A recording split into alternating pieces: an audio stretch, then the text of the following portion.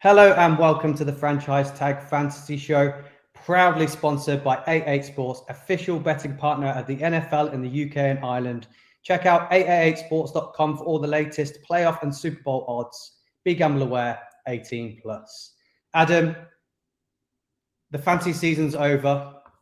Today, we are going to be doing a recap of the quarterbacks and some accolades for us, some winners, some losers, some MVPs, some biggest disappointments. And for that, before we get into it, Adam, I've got a little something special for you to chat about before we jump straight into that. And thought, as we're doing a quarterback show, I thought we'd have a look at what fun odds we can get for the playoffs, for the quarterbacks, as it's a quarterback show. And today I want to look at the NFL playoff specials for the most passing yards from a quarterback. Who you liking from that list? I know which two I'm liking, maybe three. Yeah, I'm a little surprised, I must say, as to what the odds are for a lot of these. Josh Allen is 9-4 favourite, Patrick Mahomes 3-1, Jalen Hurts 11-2, Joe Burrow 6-1, and then Brock Purdy at 8-1 as next. You can get all these odds obviously at 888, and yeah, it's a interesting one.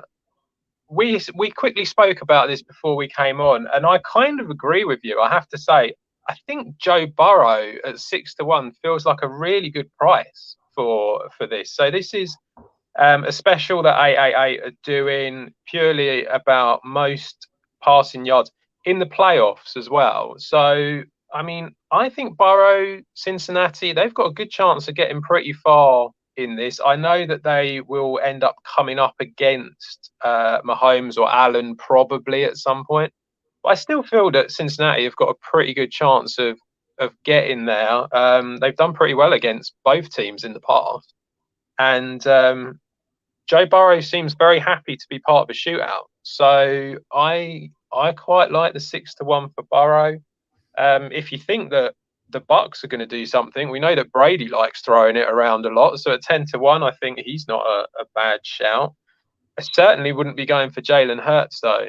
I mean, I know that he's passing the ball more, but he still uses his legs quite a lot. So I think at 11-2, I'd steer clear of that one. And then obviously Allen and Mahomes, I think that's probably just going to be a case of who gets there first, really. But again, two quarterbacks who are more than happy to use their legs, and yeah, I quite like Burrow. Really, really love the Burrow odds. He's got, for me, 4 really good wide receivers there, 2 absolutely fantastic receivers. Happy to abort on the run game and just go for throw-in. And we've seen in previous years he can get it done through the air. And they're a team for me that I reckon have got a chance of going all the way. So those odds for me are absolutely fantastic. Yeah. So both in agreement. The 6-1 on Joe Burrow. Lovely. Yeah. Right. Yeah. We'll all have a bit of that. So. To the matter at hand, Adam, the fantasy quarterbacks. When it comes to fantasy, I was about to say the most important position. Probably isn't so much in fantasy, but you need someone at the helm of that team in redraft, especially. You've got these guys for 1 year. You want the best value. So let's jump right back into it with best valued quarterback this year. And I bet I haven't got the same name as you. So when I looked at this and best valued, I kind of went back to have a look at the ADP of some of these quarterbacks that came out. Obviously, a lot of them came out, and there's a lot of them that weren't drafted in most people's leagues that have done okay, and some of them that were very low down in the draft as well. I think so. I have a few that I kind of like to mention. I think Jalen Hurts has been a value at he's gone in sort of the 5th round. You've seen that. I think was he the QB3 on the season? Yeah, 3rd quarterback on the season. So that's not bad. It's kind of it's around the same as Mahomes and Allen, and you've got to remember he's missed a couple of games. So I do like I think that Hurts was a good value. I also think Burrow as well has been a pretty decent value as well, especially in the second half of the season. but I'm going to go when it comes to value, and it kind of, to me, it felt very. We've got it's a bit of a spoiler, but we've kind of got a waiver wire choice as well, and who the best one for that was. I kind of felt like this guy was the best value, but you could also have him as best waiver wire pickup. He wasn't. He just wasn't drafted in a lot of leagues. But I personally felt you can't really argue with him, because when you look at it, he's ranked the 6th best quarterback in the league. 70.2% percentage completion rate, 29 touchdowns, 9 interceptions is a bit high, but not too bad. Geno Smith at Seattle, I've got as my best value. Wow. Yeah, I think you got to go down those routes when you're talking best value. You got to be where you could get them in the draft and what they actually produce, which is why I steered away from the likes of Hurts and Burrow. They were names from the quarter. If you take away the round that they went in, they were probably in the top 5 of the quarterbacks that went at their position. So I'd probably say they were within their value, so it wasn't necessarily best value. And as you said, we've got a couple of different types here. So the names that I was looking at were along the lines of where you got them in the draft, and I had the likes of Geno Smith on there and Trevor Lawrence, who you could have got very, very late within the game. But I wanted to get this guy's name in somewhere, so I've got him in at best value. I've locked in Daniel Jones for best value. He was the 9th best quarterback for fantasy this year, 294 points. He averaged 18 points a game. In our draft, 14-man league, he went in the last round. You could have locked him in and started him all year. I think there was 1-2 games he had a bit of a shaky game and didn't quite get up to those points. But for value, I mean, he was probably people's, at the start of the season, a backup on their bench. And by mid-year towards the end, he was in at the starting position. I know we had him as a must start for a few of those weeks.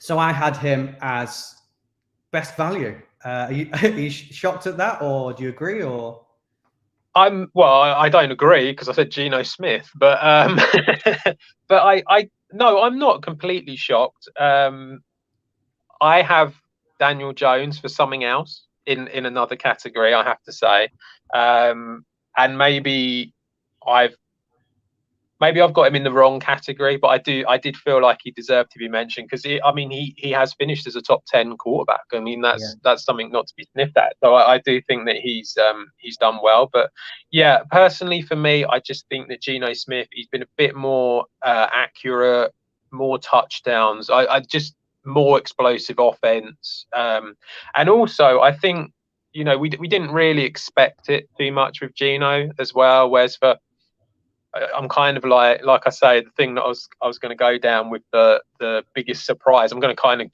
jump into it now as it's the next one. My biggest surprise was Daniel Jones.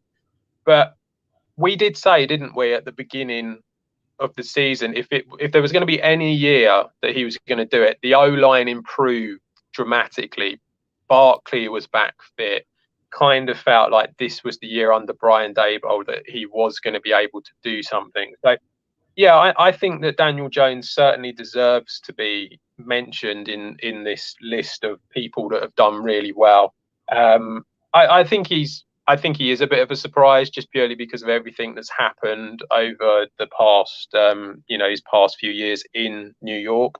But yeah, I mean, if you can get yourself a quarterback that will basically be there all season and average 18 points, yeah, I mean, on the website I'm looking at, they've got him as 7, but he's only 0.1 ahead of 9th and 8th. So yeah, I mean, he's done well, and he was only rostered in 64% of rosters. So I mean, that's pretty surprising that he's managed to get as high as what he's done.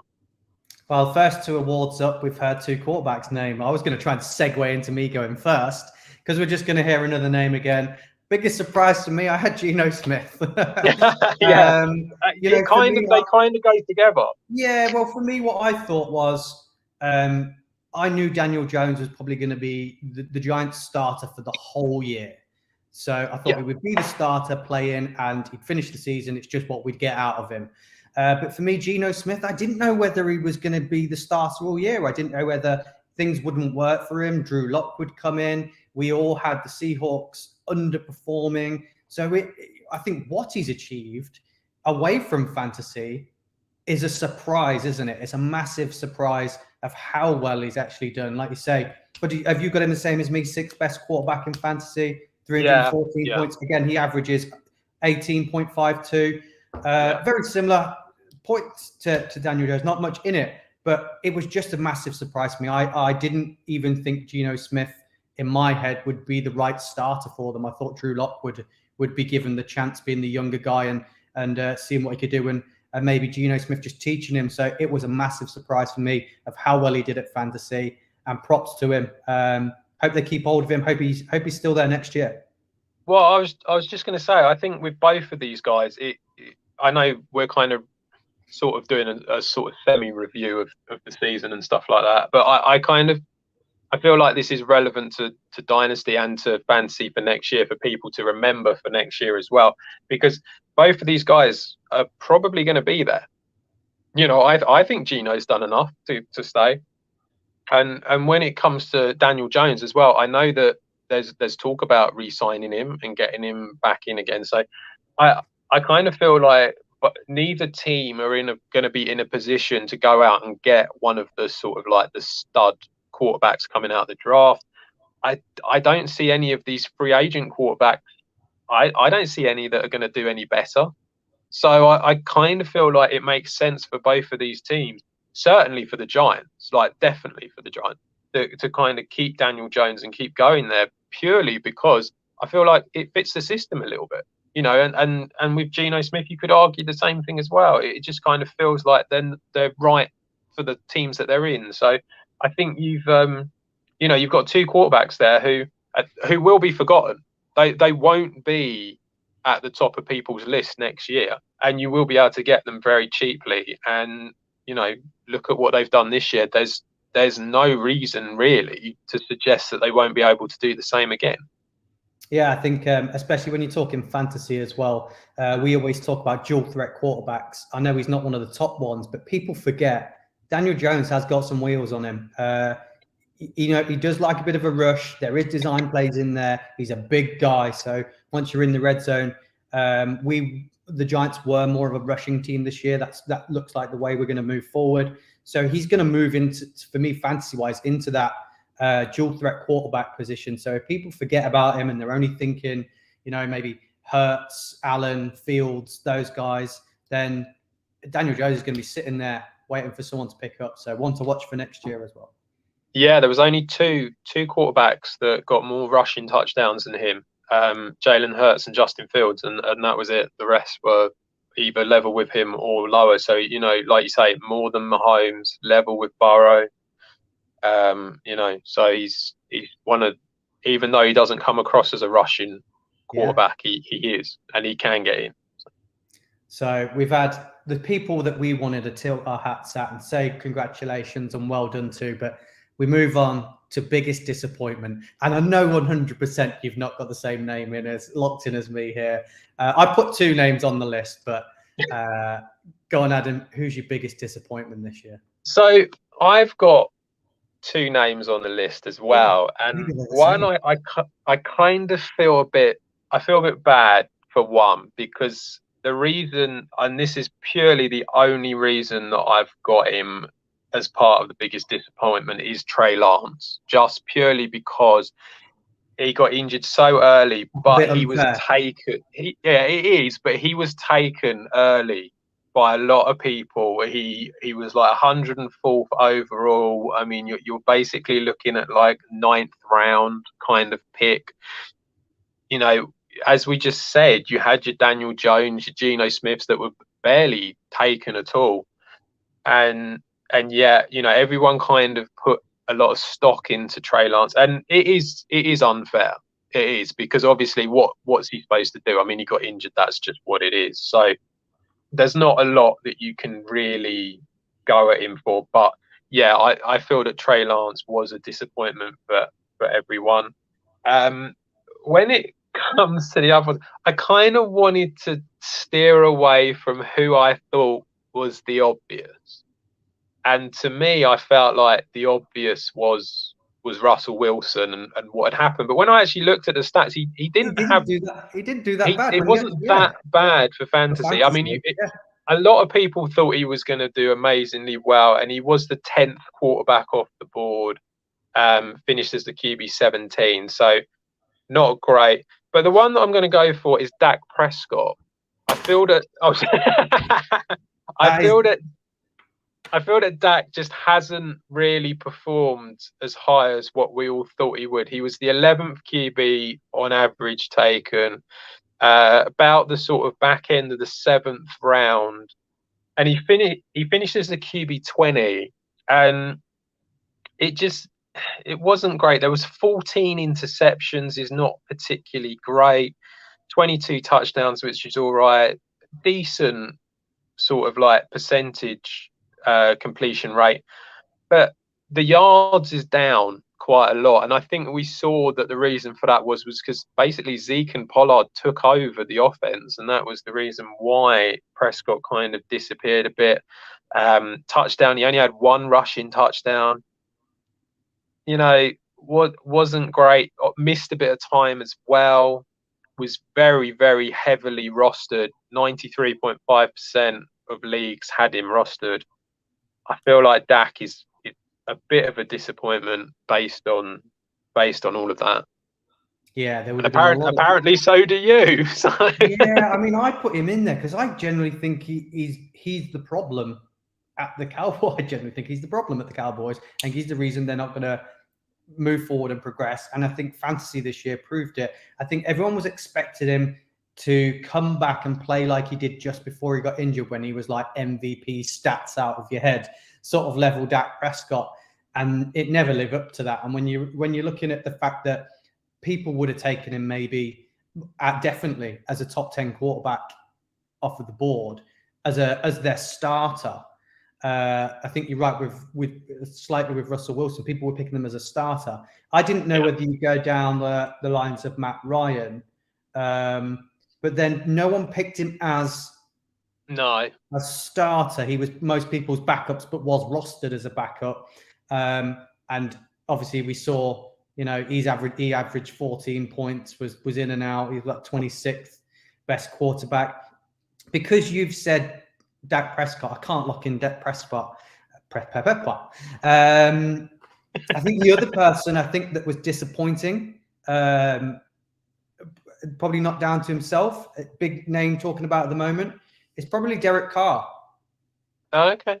I think people expected him to have a better season than what he did. Where did he finish on the list? So Derek Carr was the QB 14 in most, averaged in most drafts. He finished on my list as the QB 16. So I mean, the only. Yeah, I think there was a lot of optimism, wasn't there, because of the Davante Adams trade. I think that was the thing, and we all kind of got a little bit sort of het up into it and thought that they might do something here.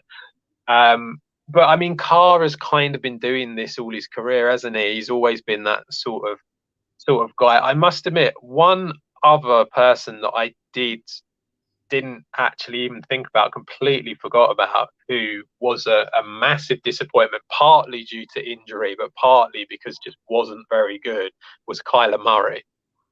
Finished as the QB 18, despite the fact that he was the 5th off the board with a lot of them. But just before Jalen Hurts in most drafts. So, yeah, I mean, Murray struggled a lot, but obviously, being injured didn't help. Yeah, definitely. I mean, I think we're both in conclusion that Dak Prescott is the biggest disappointment. Why not? Yeah. MVP. We've definitely got the same name locked in for this one. Okay. I mean, we might not. I mean, just like I was saying, based on where he was drafted, it was sort of like the beginning of the 5th. I think I drafted him at the back of the 4th in our league, so it would be the beginning of the 5th for a lot. I think Jalen Hurts. personally myself. I think that the reason he's not the QB1 is because he got injured in the last 2 games. I mean, it's that simple. He had some amazing stats, 67.3% passing completion. It's slightly above average, but the thing you got to remember is that you're talking about a guy who was predominantly a rushing quarterback, and everyone was saying, "Oh, I don't know if he can throw much." Kind of little bit what we're hearing with Justin Fields a little bit. Let's not Chicago do something stupid and go and trade him away. So I do kind of feel like he's improved in that area, looked a lot better because of that. But also just the rushing yards, 747 rushing yards, only Josh Allen and Justin Fields ahead of him. 13 rushing touchdowns is insane. You're looking at sort of Cam Newton kind of back in, what was it, 2016 or something like that, when they got to the playoffs. That kind of number was averaging 26.8 points per game. The reason he's not the QB1 is because he got injured for 2 games. Definitely, because the person I've got in first place played 2 more games than him, and I think you can scrap off the last game of the season, which is the only blip on his record, and that for me it had to be Patrick Mahomes, 428 points, first quarterback on there. Average 25 points. So I think there was point difference in him and Hurts of average. But when you look at the week on week, so there's people on there, for instance, Justin Fields is in the top 10. He's like number 6 or something like that. But he had those 2 massive games where he scored well over 40 points, which is pushing him up that list. So when you delve deeper into this, Patrick Mahomes' lowest scoring week was 17.8 points. That was his lowest scoring week. I think he had 2 17s, 1 18, and everything else is over 20. If you can guarantee yourself 20 points plus from your quarterback every single week, he's the MVP for me. So for that reason, I went for Patrick Mahomes. But you are right. If Hurts had stayed in there, he would have finished the number 1 on the list with the highest average as well, probably, wouldn't he? Yeah, I mean, he like I say, I had him all season. I pretty much played him all season in our league, apart from the bye and when he was injured. And my team did pretty well on average because I was constantly getting 20 points from him every week. I think he had a couple where he dropped below it, but I mean, he was pretty consistent at 20 points or plus that. And it was the rushing touchdowns as well, just the sheer amount.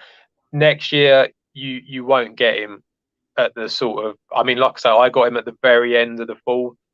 In most leagues, he went in the 5th because, we've got a few more in our league, but I think you'll be looking at him with Mahomes, with Allen.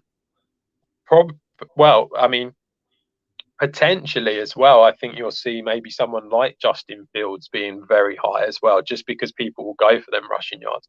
It's a bit of a cheat code, isn't it, the rushing? So we all kind of know that it's an easy way to get points. But yeah, Hurts did very well and was unlucky that he got injured in them 2 games. This is why our listeners need to tune in through those summer months, in the July times, when we do our picks of where we rank these fantasy quarterbacks, because you were banging on about Jalen Hurts like literally every day to me. You put it on the show. You were like, he's my number 1. This is why you've got to tune in, because you get advice like that, and he would have finished top of the list of the quarterbacks. So tune in, get this advice. Because like you said, next year you're going to have to come up with a new Jalen Hurts, aren't you? You're going to have to be looking at who you want to put your money on. That's might not be on the board by the time it gets to you. So be interested to see what you come up with later in the year. The next category I found really difficult. It's gonna be a lot easier in other sections when we talk about running backs and wide receivers and tight ends. I think this is going to be an easier one to talk about. But best rookie for quarterback in fantasy, who have you got? Yeah, so obviously there's not that many, is there, to pick from here? And the ones that were, I mean, I'm quickly have a look. I don't.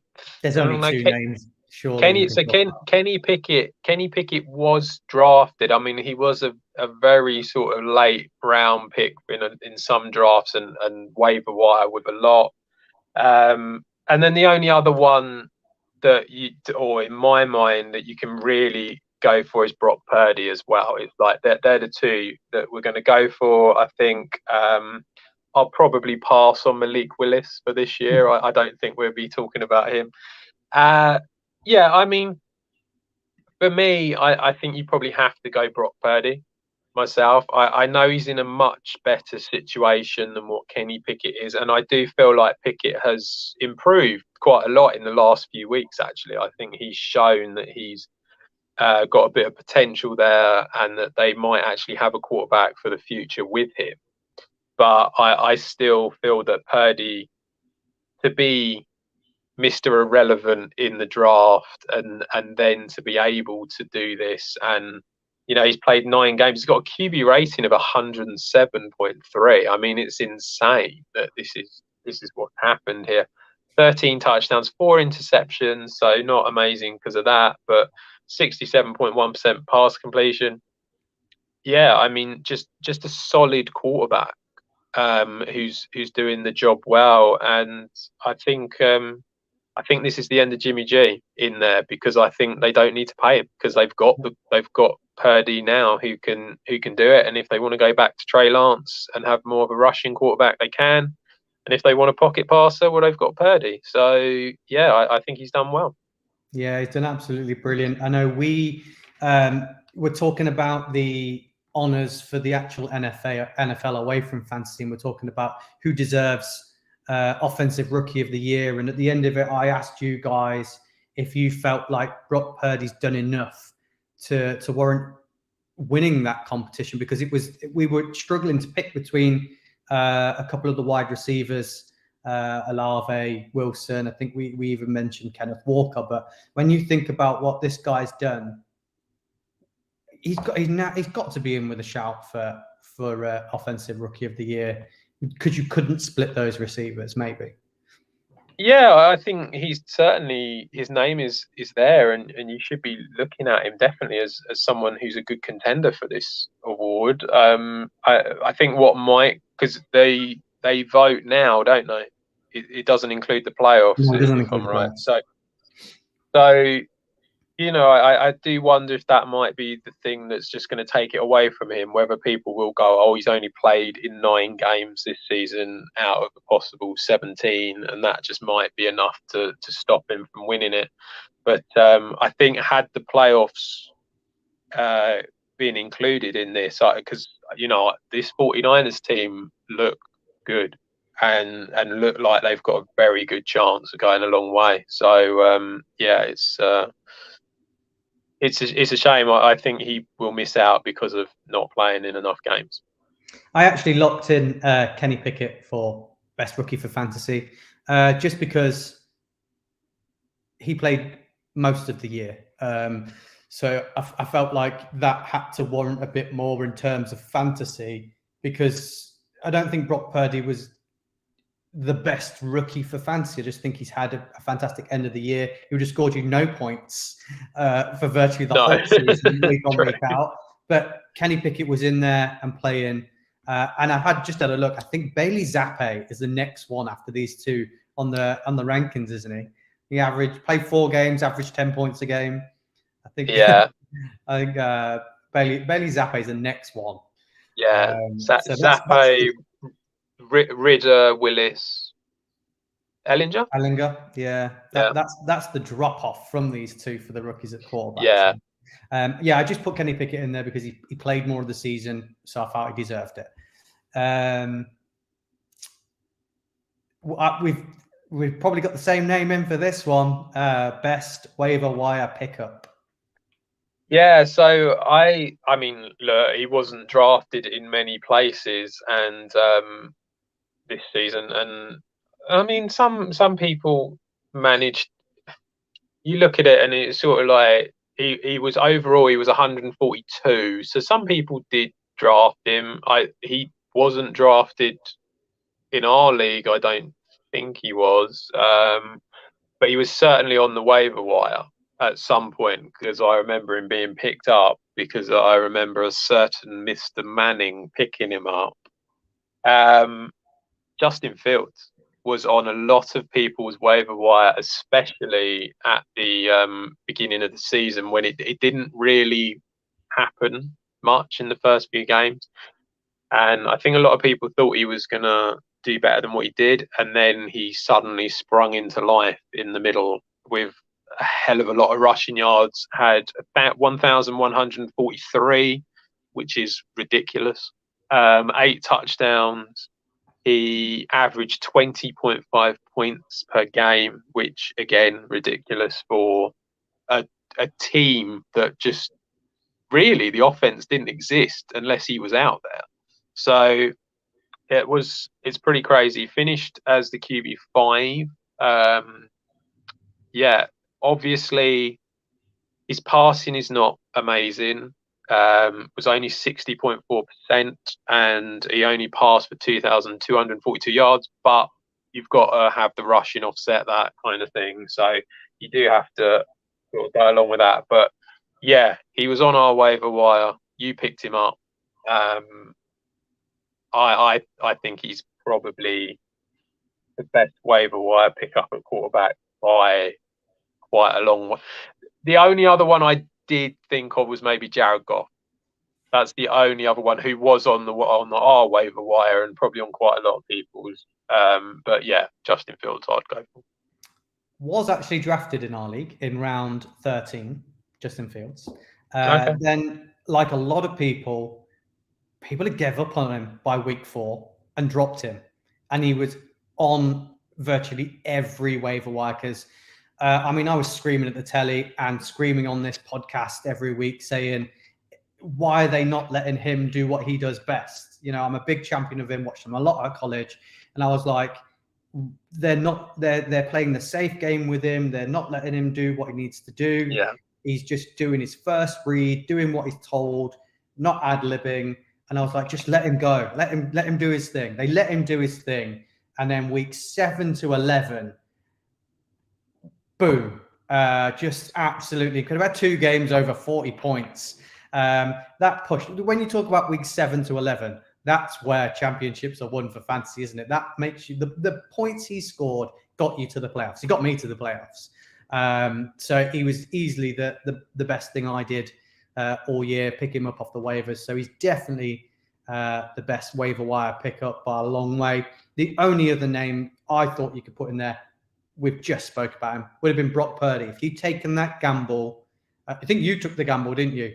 If you took the gamble the week they said they're bringing in this guy, even if you didn't know anything about him from college, if you took that gamble, it paid off. I think it paid off for you. So I think he's the only other person really you can talk about when it comes to waiver wire targets. But easily Justin Fields, easily. Yeah, I kind of agree. I think Purdy did well as a quarterback that you could bring in. Like you say, it's a difficult one with quarterbacks and waiver wires because obviously a lot of them get drafted, and especially the good ones. But I think that Purdy did well. He only averaged 11.3 points per game, which was a bit not great. But towards the end of the season, I had Jalen Hurts injured. I picked him up, and I think that kind of, it gave me a chance. It gave me someone who could give me some points in that game because realistically, you were hoping for 200 yards and 2 touchdowns was kind of what you were hoping for just to get anything from it. So I think, Purdy did well. But Justin Fields' numbers are crazy. Like I say, finished as the QB5. Just you can't ask for much more from a guy who you picked up for nothing. Yeah. Well, that's our quarterbacks. That's the awards. I really enjoy doing this. You spend the whole year talking about these players, drafting them, putting all your your hopes and dreams on them. For a lot of people, the NFL is over now. Fantasy's over, and they're looking towards next year. So I'm really, really looking forward to going over the running backs and the wide receivers. I think there's got to be some juicy awards in there. They're the ones, aren't they? When it comes to fantasy, running backs, wide receivers are really interesting. Hopefully, we've got a few different names. I felt like we covered a lot of the bases in there, but we are back tomorrow night, a bit earlier than usually scheduled, for the preview and betting show. So check us out, log on, watch us tomorrow. We'll put out on our socials what time it's going to be on. And we'll have all your betting needs from 888. But as we're talking about it, you're going to have some trebles prepped for us. We'll show you how to do them. But 888 Sport have some great promotions during the playoffs. And they've got an offer on at the moment. Whenever you place an NFL bet builder and lose, you will get your money back as a free bet. Terms and conditions apply, 18 plus, and be gamble aware. But that's going to be key for us. If we start getting you to do some bet builders and you mess it up, they're going to give them the money back. It's absolutely fantastic. So we'll definitely be looking at that. There'll definitely be some of that tomorrow, I'm sure. But till then, guys, thanks for joining, and we will see you tomorrow night. Thank you.